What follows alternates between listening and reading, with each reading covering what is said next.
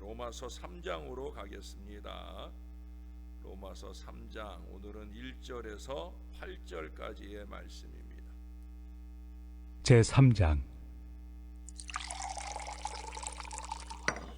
그런즉 유대인의 나음이 무엇이며 할례 유익이 무엇이냐? 범사에 많으니 우선은 그들이 하나님의 말씀을 맡았음이니라.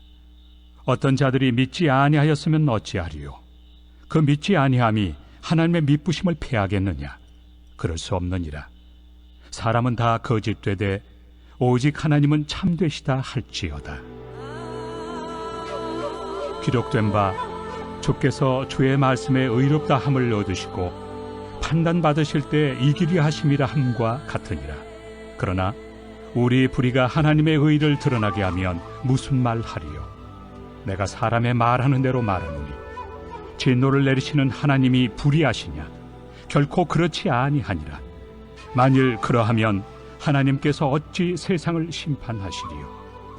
그러나 나의 거짓말로 하나님의 참되심이 더 풍성하여 그의 영광이 되었다면 어찌 내가 죄인처럼 심판을 받으리요? 또는 그러면 선을 이루기 위하여 악을 행하자 하지 않겠느냐? 어떤 이들이 이렇게 비방하여 우리가 이런 말을 한다고 하니 그들은 정죄받는 것이 마땅하니라. 아멘.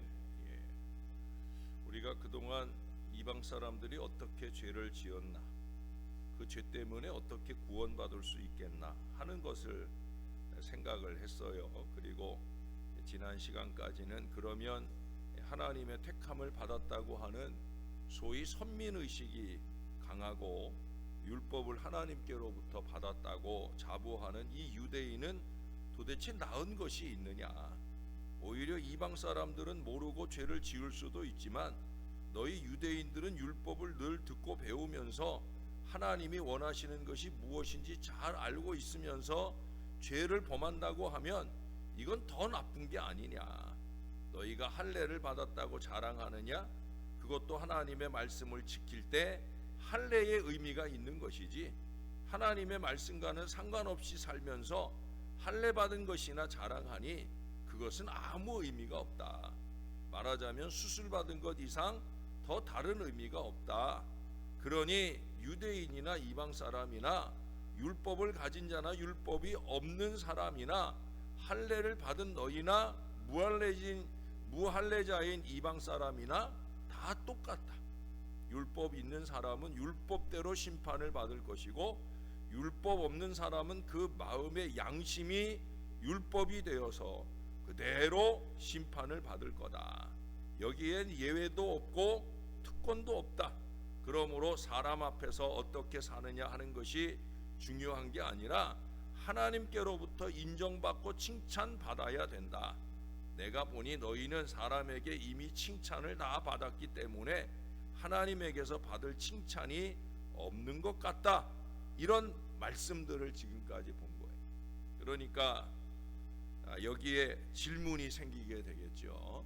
오늘 1절을 시작하면서 바울이 질문을 하잖아요. 유대인의 나음이 무엇이며 할례의 유익이 무엇이냐? 지금 오늘 우리가 읽어보는 이 본문 속에서 사도 바울 자신이 미리 생각하면서 생길 수 있는 그 물음에 대해서 지금 자기가 묻고 대답을 하고 하는 형식으로 말하고 있어요. 말하자면 오늘 본문은 사도 바울이 상상적인 반대자와 논쟁을 하면서 쓴 글이라는 것을 기억하시게 되면 이해하시는데 도움이 될 거예요. 반대자가 먼저 하는 질문이 그거예요. 그러면 지금까지 당신이 말해온 결론은 이방인이나 유대인 사이에 아무런 차이가 없고 다 같은 위치에 있다는 말로 들리는데 그게 사실입니까? 라고 물어요. 바울이 하는 대답은 뭐냐? 천만에요 하면서 그 다른 예를 들어서 유대인은 이방인이 가지고 있지 못한 하나님의 말씀을 가지고 있다. 이 차이가 크다는 거예요. 이건 유대인에게만 있는 차이가 아니라 저와 여러분에게도 있는 차이. 믿지 않는 사람과 믿는 사람의 차이가 뭐냐? 하나님의 말씀을 받았다, 맡았다. 이게 중요한 차이라는 거예요. 이에 반대자가 또 질문을 합니다. 그럼 그건 그렇다 치고 만일 어떤 유대인이 계명을 어기고 하나님께 신실하지 못해서 하나님의 저주 아래 있게 되면 어떻게 됩니까? 당신은 방금 하나님께서 유대인에게 특별한 지위와 약속을 주셨다고 말했죠. 그러면서도 얼마의 유대인은 하나님의 저주 아래 있다고 했지요. 그것은 하나님께서 약속하신 것을 어긴다는 결론이 아니요. 다시 말하면 하나님은 신뢰할 만한 분이 못 된다는 말밖에 더 됩니까? 이게 말씀을 받고 말씀대로 제대로 살지 못하는 유대인들 때문에 하나님이 신실하지 못한 분인 것처럼 그렇게 믿지 않는 유대인들에게는 보여진다는 거예요.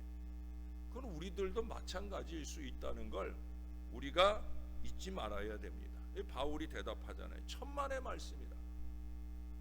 여기서 보여주시는 사실은 당신이 생각하는 것처럼 유대인 편에서만 생각하는 것이 아니라 하나님은 편애가 없으시고 어디서나 누구에게서나 죄가 발견되는 때는 처벌하신다는 것뿐이요. 다시 말하면 유대인은 선민이기 때문에 율법을 가지고 있고 할례를 받았기 때문에 신실하지 못해도 눈 감아주고 처벌하지 않는다, 그런 말이 아니라는 거예요. 이것은 하나님의 완전한 공평성을 말해주는 좋은 예가 되는 겁니다. 죄의 문제에 있어서만큼은 하나님은 공평해요. 예수 믿느냐 안 믿느냐에 따라서 예수 믿는다고 죄를 짓고 사는데, 하나님의 말씀을 맡았는데 말씀을 무시하고 사는데, 근데 하나님이 다 괜찮아 그러고 용납하시는 분은 결코 아니시라는 거예요. 하나님은 자기 선민에 대한 죄를 좀 모른 척 하실 수도 있겠다. 우리는 그렇게 착각할 수 있고 유대인들은 그렇게 착각할 수도 있지만은 아니라는 거예요. 하나님은 그렇게 하시지 않으신다는 거예요. 아무것도 이 사실보다 더 하나님의 공의를 나타내고 하나님이 온 땅에 심판자가 되실 권리가 있는 것을 나타내는 것은 없다고 보는 겁니다. 그래서 오늘 바울은 뭐라고 그래요? 하나님이 불의하시냐? 결코 그렇지 아니하니라. 여러분, 결코 그렇지 아니하니라. 이 말을 거듭거듭 강조하고 있어요. 결코 그럴 수가 없다. 이 말이 신약 성경에 15번 나와요. 근데 그 중에 14번을 바울이 사용한 말씀입니다. 사도 바울은 원수들에게 어려움을 당하면서도 전후좌우의 불신자들에게 포위당해서 무서운 눈총을 받고 시험을 받고 유혹을 받으면서도 한평생 몇 번이나, 아니 하루에도 몇 번이나 결코 그럴 수 없다, 이 말을 반복하면서 살아왔어요. 진리를 변할 수 없다는 거예요.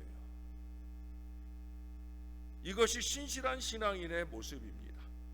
사도 바울에게 있어서는 무엇이 어떻게 되었든지 간에 하나님의 진실하심을 손상할 자유는 있을 수 없다는 거예요. 하나님의 진실하심을 손상할 자유는 우리에게 없다는 거예요.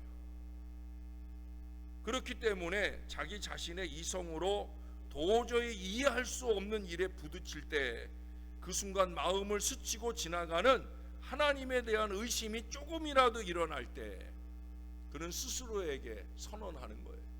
결코 그럴 수 없다. 그래서 요만큼의 의심의 구름도 자기 안에 틈타지 못하도록 선언하는 거예요. 여러분, 이게 하나님의 말씀을 받는 사람, 맡은 사람의 자세예요. 하나님의 말씀이 들려오는데 어찌 우리가 그 말씀에 감히 의심을 할 수 있겠습니까? 결코 그럴 수 없는 거예요.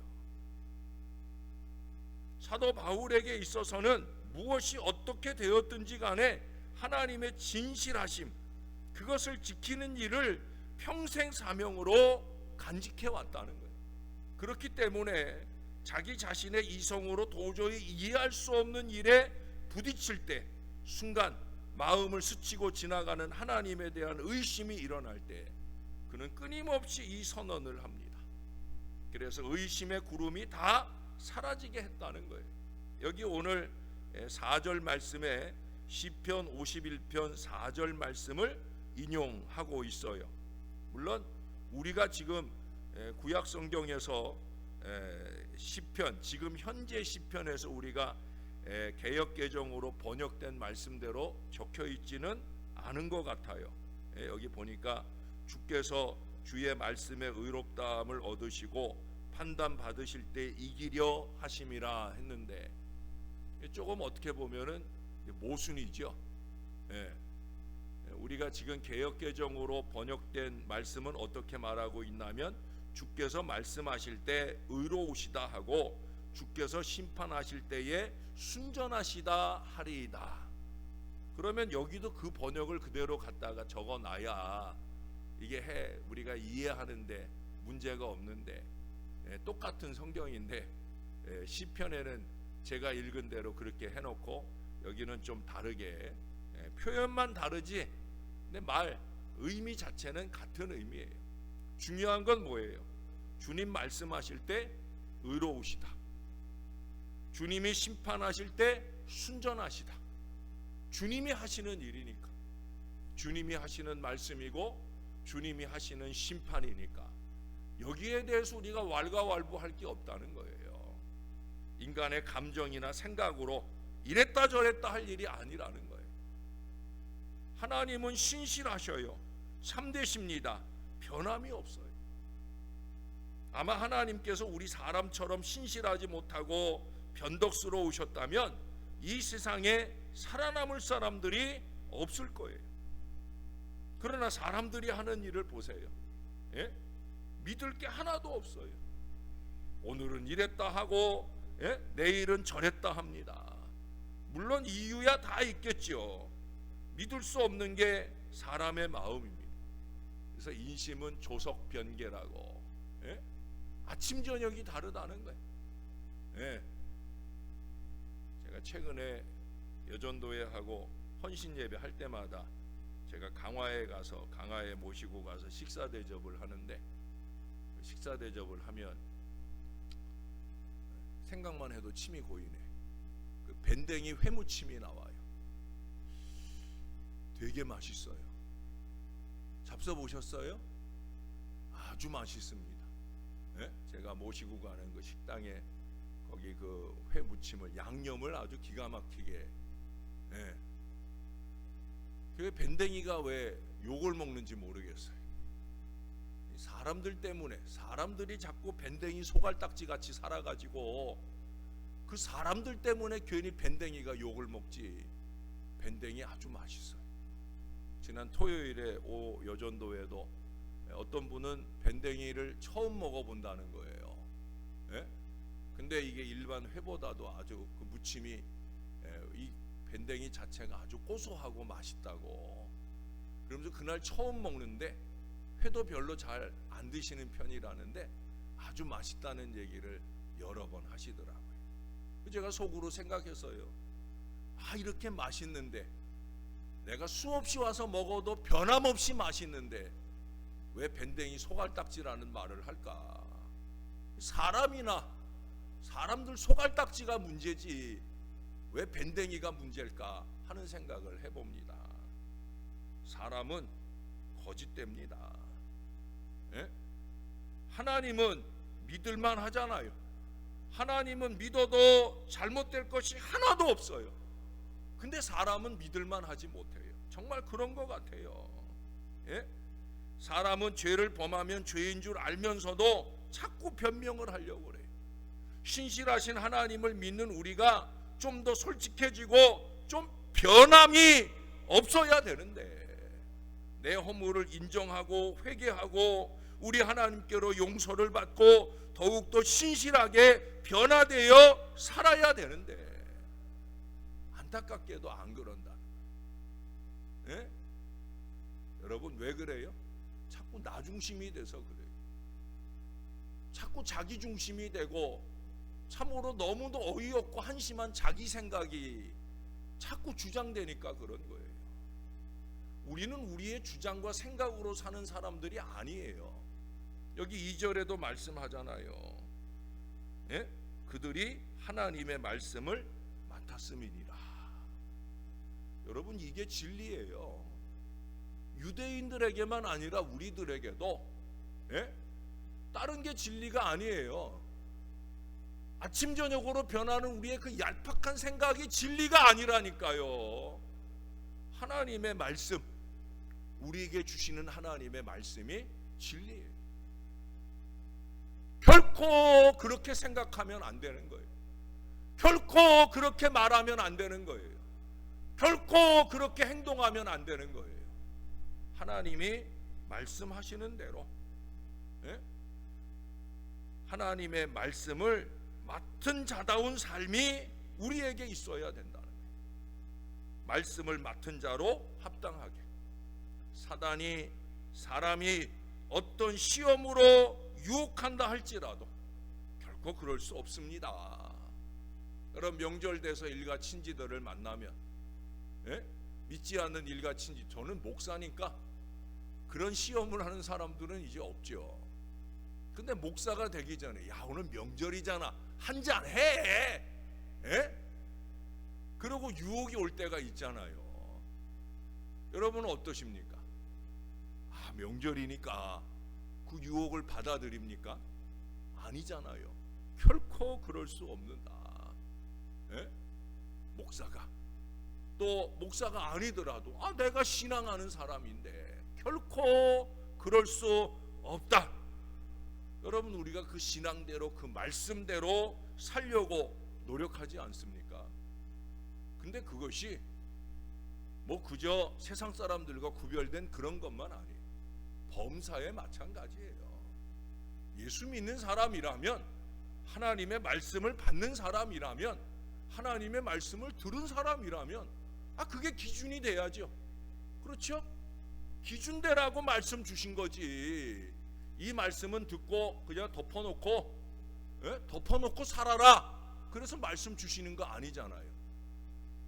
말씀대로 살라고 말씀 주시고, 말씀대로 살려고 새벽 아침 우리가 말씀을 펼치는 거 아닙니까? 그러면 우리는 그렇게 사는 거예요. 아이, 그래도 이거는 이렇게 좀 말씀 무시하고 살아 라고 말할 때 우리 뭐라고 얘기해야 돼요? 결코 그럴 수 없습니다. 이게 바로 저와 여러분의 신앙이어야 돼요. 아무리 누가 유혹하고 말한다 할지라도 저와 여러분의 신앙은 그 신앙을 지켜야 되는 거예요. 결코 그럴 수 없습니다. 아, 그래도 우리가 하나님의 말씀을 맡은 자로 사는데 하나님의 말씀을 맡은 자답게 한번 말하고 행동하며 삽시다. 결국 목사가 몇 날 며칠 몇백 몇천일 이 강단에 서서 전하는 말씀은 다른 거 아니라 바로 그거 아닙니까? 우리 말씀대로 좀 살아봅시다. 말씀대로 살아봅시다. 좀 영부림치며, 저는 영부림, 삼부림이라는 말을 자주 쓰잖아요. 예? 몸부림 이상이에요. 몸부림 이상. 몸부림도 대단한데 신앙인은 몸부림이 아니라 삶 전체를 통해, 영 전체를 통해 말씀대로 한번 살아보려고.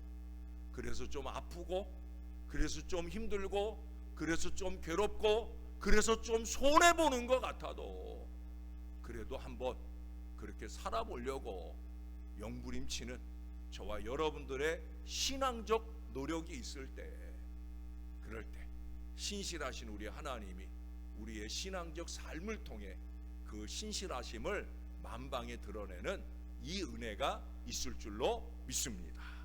모쪼록 저와 여러분이 금번 명절에 그 신실함을 놓치지 않는 하나님의 사람들이 꼭 되시기를, 뭐 명절 때에만 아니라 평상시에도 우리가 그런 믿음 마음으로 잘 살아내는 하나님의 사람들 될 수 있기를 우리의 구주 되시는 예수님의 이름으로 간절히 축원합니다. 기도하겠습니다. 유대인들이 잘못 살아서 계명을 맡았다 하고 할례를 받았다고 자랑하면서도 말씀을 맡은 사람답게 살지 못해서, 그래서 그래서 안타깝게도 하나님의 신실하심이 의심받는 순간까지 이르게 되었다라는 이 사실을 바라볼 때 너무나 가슴이 아픕니다. 이것이 어디 유대인들의 문제만이겠습니까? 하나님, 오늘 우리가 너무나 잘못되게 살아갑니다. 눈앞에 작은 이익 때문에 거짓과 술수를 부릴 때가 얼마나 많은지, 나의 감정적 이기심 때문에 얼마나 하나님의 바른 말씀대로 올바른 규칙대로 살아가지 못할 때가 얼마나 많은지, 자기 잣대로만 그저 이리 말하고 저리 말하며 한결같은 하나님의 말씀을 무시하고 살 때가 얼마나 많은지, 하나님, 얄팍한 이기와 욕심 때문에 하나님의 뜻을 거스리며 사는 때가 얼마나 많은지, 공동체를 어지럽게 하고 힘겨웁게 하는 일들을 얼마나 많이 자행하고 사는지, 하나님, 명절이 되어 일가 친지들을 만나면 하하호호 행복한 웃음소리가 넘쳐야 되는데 이기와 욕심이 판치며 아버지 싸움과 다툼이 넘치는 그런 안타까운 명절이 될 때가 얼마나 많은지, 하나님, 우리 믿는 사람들이 좀 정신을 바짝 차리게 하옵소서. 좀 양보할 것 폭넓게 양보하면서 기꺼이 믿지 않는 사람들까지 끌어안으며 행복한 명절을 이루어 가는데, 내가 손 내밀고 내가 물질을 내밀고 내가 말씀을 내밀 줄 아는 건강한 신앙의 삶이 우리에게 있게 하여 주시옵소서. 우리가 기억하게 도와주시옵소서. 우리는 말씀을 맡은 사람이다. 한 번이라도 더 말씀 듣는 사람이고, 한 번이라도 더 말씀 읽는 사람이고, 한 번이라도 더 말씀을 지키려고 영부림치며 사는 사람답게 하나님, 그렇게 우리가 살아낼 수 있게 도와 주시옵소서. 가슴에서 그 어떤 감정이 불일듯 일어나는 순간일지라도 결코 그럴 수 없느니라 스스로에게도 말할 줄 알게 하시고, 그래서 돌이켜 아버지의 말씀대로 그렇게 살아보고자 조금이라도 양보하고 노력하는 저와 이 모든 주의 자녀들이 다 될 수 있도록 은혜를 베풀어 주시옵소서. 우리가 가 머무는 그곳에 하나님의 평화가, 하나님의 은혜가 넘쳐나는 행복한 공동체를 이룰 수 있도록 주님, 우리를 붙들어 주시옵소서. 이제 9월이 다 가고 또 10월이 시작되어지는 이 한 주간의 삶을 살아갈 때 주님이 꼭 우리를 붙들어 주시사 하나님께 영광되게 하여 주시옵소서. 감사합니다. 예수님의 이름으로 기도합니다. 아멘.